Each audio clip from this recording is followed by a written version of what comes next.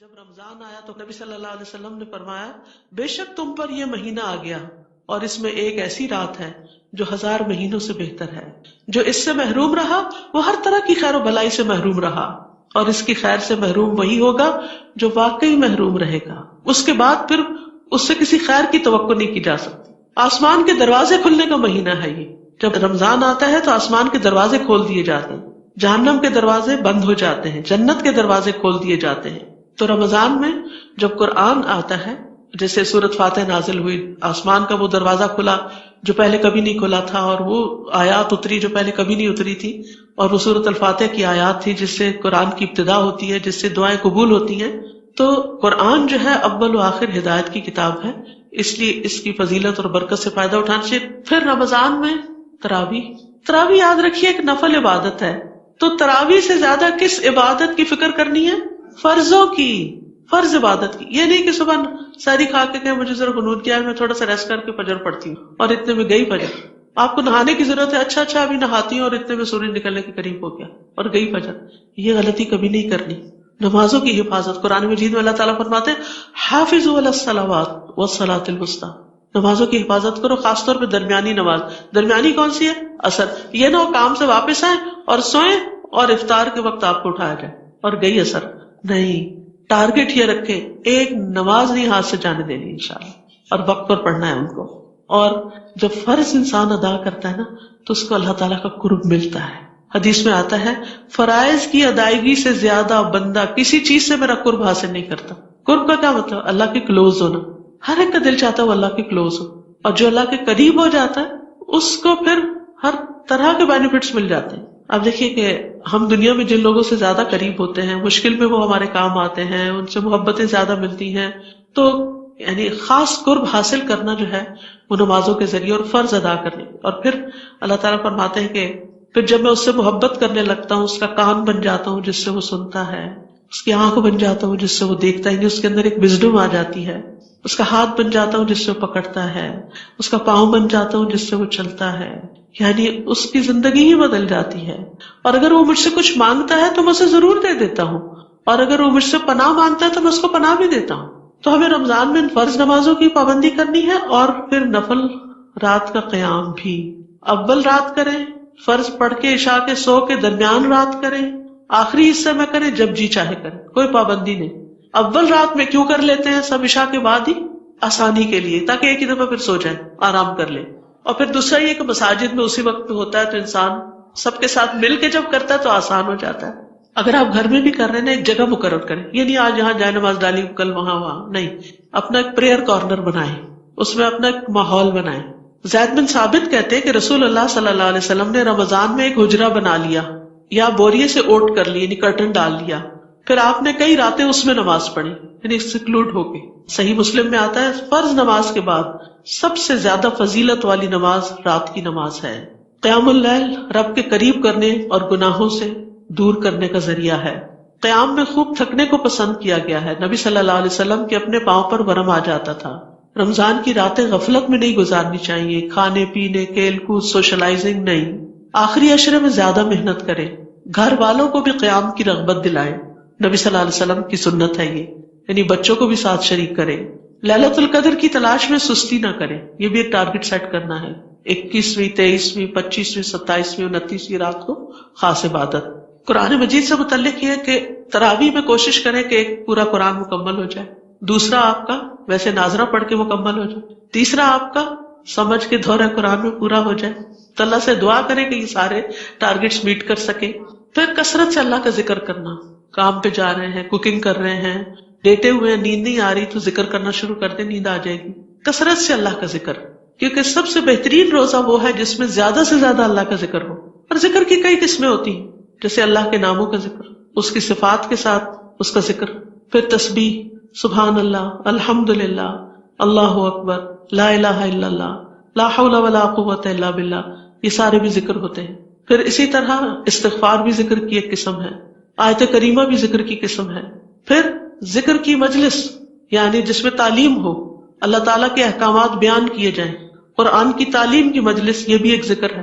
علماء کو قرآن میں اہل ذکر کہا گیا ہے. فَاسْأَلُوا أَهْلَ الذِّكْرِ إِن كُنتُمْ لَا تَعْلَمُونَ. ذکر والوں سے پوچھ لو اگر تم نہیں جانتے. ذکر والے کون ہوں گے؟ جن کے پاس علم ہوگا، یعنی علماء سے پوچھ لو. تو علم کی مجلس قائم کرنا یہ بھی ذکر ہے، اور بہترین افضل ذکر ہے، کیونکہ اس سے ہمیں اور زیادہ نیکیوں میں اور عبادت میں شوق بڑھتا ہے. پھر اسی طرح بہترین عمل یہ ہے کہ جب انسان دنیا سے رخصت ہو تو اس کی زبان اللہ کے ذکر سے تر ہو. تو زندگی میں عادت ڈال لیں تاکہ موت کے وقت بھی ذکر نہ بھولیں. آخری کلام لا الہ الا اللہ ہو تو انسان جنت میں داخل ہوگا. ہم یہ کہتے تو ہیں کہ اللہ ہمیں آخری وقت میں لا الہ الا اللہ نصیب کرنا، لیکن روز تو لا الہ الا اللہ کی تسبیح نہیں کرتے تو پھر کیا ہوگا؟ اس دن اچانک تھوڑی آ جائے گا. تو اپنی زبان کو لا الہ الا اللہ کہنے کا عادی کریں. اور آپ دیکھیں کہ اگر آپ بیمار ہیں تو کیا آپ کے منہ سے آسانی سے نکل رہا ہے؟ پریکٹس کر کے دیکھیں. نیند سے جاگے کیا لا الہ الا اللہ منہ سے نکلتا ہے؟ یعنی ایسے آڈ ٹائمنگز پر، کیونکہ موت کا وقت بڑا آڈ ٹائم ہے نا، تو قسمت والوں کو ہی نصیب ہوگا. تو اس وقت کی تیاری کے طور پر پہلے سے ہی لا الہ الا اللہ کی تسبیحاں کریں. وہ لوگ کہتے ہیں نا وہ 1000 دفعہ پڑھ کے رکھ دیا، 1,00,000 دفعہ پڑھ کے رکھ دیا، رکھ نہیں، وہ تو ہر روز عمل نامے میں لکھا جا رہا ہے. اصل چیز ہے اس ٹنگ کو عادت ہو، اس زبان پہ چڑھ جائے کہ لا الہ الا اللہ کہنے میں دیری نہ ہو. اور یاد رکھیے کہ سب سے آسان ذکر ہے یہ.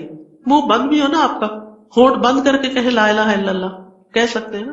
کچھ اور کہنا چاہیں منہ کھل جائے گا. تو مطلب یہ ہے کہ اگر آخری وقت میں موت کے وقت پر اگر منہ پہ آکسیجن کا ماسک بھی کسی نے لگایا ہوا، کوئی وینٹیلیٹر میں بھی ڈالا ہوا ہے، تب بھی زبان ہل کے لا الہ الا اللہ کہہ سکتی. تو اللہ تعالیٰ سب کو نصیب فرمائے. اور یہ بھی یاد رکھیے جیسا ہم اللہ کا ذکر کریں گے نا، اللہ بھی ویسا ہی ہمارا ذکر کرے گا. تنہائی میں کریں گے تو تنہائی میں، سب میں کریں گے تو سب میں. اور خاص طور پر رمضان میں گناہوں کی معافی مانگنی ہے. ویسے تو رمضان ہے ہی گناہوں کی معافی کا ذریعہ، لیکن مانگنی بھی چاہیے. پھر کثرت سے صدقہ خیرات. صدقہ کرنے والوں کے لیے اللہ کی رحمت کی خوشخبری ہے. دن اور رات دونوں وقت صدقہ کرنا. عام دنوں میں ہمیں رات کو صدقہ کرنے کا موقع نہیں ملتا، لیکن رمضان میں آپ تراویح پڑھنے مسجد میں جائیں گے تو جہاں بھی آپ جائیں گے رمضان سے پہلے ہی چینج لے کے رکھ لیجئے. ڈیلی جو آپ نے ٹارگٹ سیٹ کرنا ہے، فار ایگزامپل $5 $20 $100، جو آپ کو توفیق اللہ نے دی وہ آپ پہلے سے بیگ میں تیار کر کے رکھ لیں، اور جب جائیں دن کو یا رات کو اپنا کام کر لیں. الذین ينفقون اموالهم باللیل والنہار، لیل پہلے آئی ہے، سرا وعلانیہ، چھپا کے اور دکھا کے. فلہم اجرہم عند ربہم ولا خوف علیہم ولا ہم یحزنون. وہ لوگ جو اپنے مال رات اور دن چھپے اور کھلے خرچ کرتے ہیں، ان کے لیے ان کے رب کے پاس بہت بڑا اجر ہے. رات اور چھپا کے، یعنی رات کو اندھیرے میں جب کسی کو دیتا ہے انسان تو پتہ نہیں چلتا، اور اسی طرح دن کو بھی اگر کوئی دیکھ بھی لے تو اس کو بھی ہو سکتا ہے آپ کی وجہ سے شوق آ جائے صدقہ کرنے کا. صرف خود ہی نہیں، بچوں کو بھی ٹارگٹ. چاہے آپ ان کو مہینے کے $30 ہی دے دیں نا، 30 کے کوائن، بیٹا ہر روز $1 ڈالنا. وہ نہیں مسجد روز آپ آ رہے تب بھی کوئی گھر میں ایسا باکس رکھوا دیں جس میں وہ ہر روز اپنی جیب سے نکال کے اس میں ڈال دیں، اور پھر اس میں سے نہ نکال، وہ پھر صدقے کا ہو گیا، پھر آپ کا نہیں رہا، آپ کے ہاتھ سے چلا گیا. اور پھر جب مسجد جائیں یا جہاں بھی دینا ہو وہاں پر اکٹھے دے دیں. پھر اسی طرح صدقہ جو ہے وہ گناہوں کو مٹانے کا سبب ہے اور خوف اور غم مٹاتا ہے. جیسے اوپر آیا نا، فلا خوف علیہم ولا ہم یحزنون، ان پر نہ کوئی خوف ہوگا نہ ہی وہ غمگین ہوں گے. پھر آگ سے بچنے کا ذریعہ ہے. فرمایا تم میں سے جس کی طاقت ہو وہ آگ سے بچ سکے تو ایسا ضرور کرے، اگرچہ آدھی کھجور صدقہ کر کے ہی کیوں نہ. جس سے پتہ چلتا ہے کہ صرف کیش کوائنس کا ہی نہیں صدقہ، کھانے پینے کی چیزوں کا بھی صدقہ ہوتا ہے. اچھا، صدقہ ایک بہت وسیع مفہوم ہے. ہم سمجھتے ہیں صدقہ صرف غریب فقیر مسکین کو دیا جا سکتا ہے. شوہر اگر اپنی بیوی کو پانی کا گھونٹ بھی پلاتا ہے تو اس کے لیے صدقہ لکھا جاتا ہے. بیوی تو پلاتی رہتی ہے نا، لیکن شوہر کو بھی یہاں پر موٹیویٹ کیا گیا کہ وہ بھی کبھی پلا دو. سارا دن کچن میں کھڑے ہو کے تھک چکی ہے، اب اپنا نہ اس کو کھانے کو دل چاہ رہا ہے نہ پینے کو دل چاہ رہا ہے. اب اس کا دل چاہ رہا ہے کہ کوئی چائے کا کپ اس کو بنا دے. پانی گرم بھی تو ہوتا ہے نا، میٹھا بھی ہوتا ہے. ضروری نہیں کہ صرف ٹھنڈا پانی، گرم پانی پلا دے، چائے پلا دے، ٹھنڈا پلا دے، کچھ پلا دے تو شوہر کو اس کا بھی ثواب ملے گا.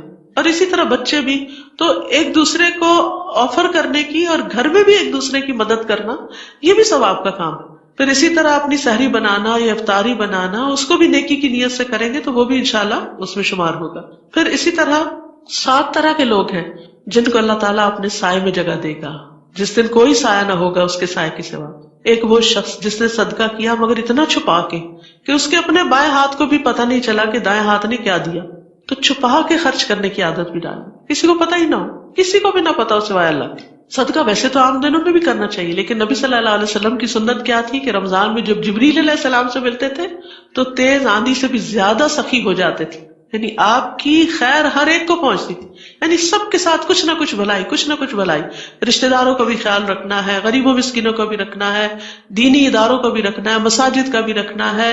یعنی جہاں کوئی نیکی اور خیر کا کام نظر آئے اس میں حصہ ڈالنے کی کوشش کرنی ہے. حدیث بہت ہی خوبصورت ہے. جبریل علیہ السلام رمضان کی ہر رات میں آپ سے ملاقات کرتے، ہر رات میں ریگولر، اور آپ کے ساتھ قرآن کا دور کرتے. غرض رسول اللہ صلی اللہ علیہ وسلم لوگوں کو بھلائی پہنچانے میں بارش لانے والی ہوا سے بھی زیادہ جود و کرم فرمایا کر.